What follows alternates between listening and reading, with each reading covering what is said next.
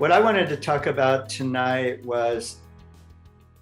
is the relationship of consciousness, spirituality, and health. In the Upanishads, consciousness is defined with three terms in Sanskrit, which is the language of the Vedic tradition. These terms are Sat, Chit, and Ananda.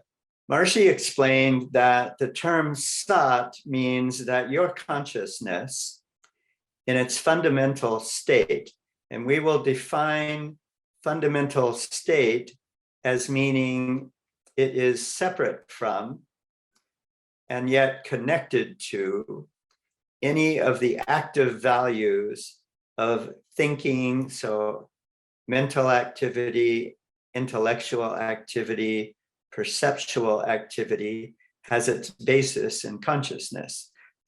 Now, again, we notice this by our own experience. Our thoughts change, our emotions change, our perceptions change, but uniquely, consciousness is always consciousness. This graphic shows what happens during a 20-minute TM session. Now, there are 8 aspects to yoga.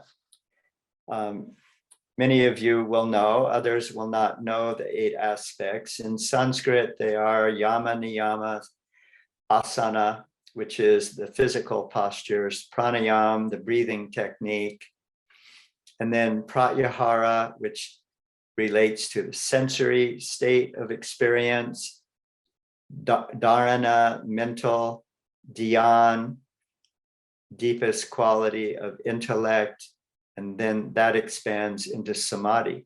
So this graphic uses an analogy of consciousness being like the depth of calmness in the ocean, and then up here would be the surface of the ocean, and there may be waves of activity.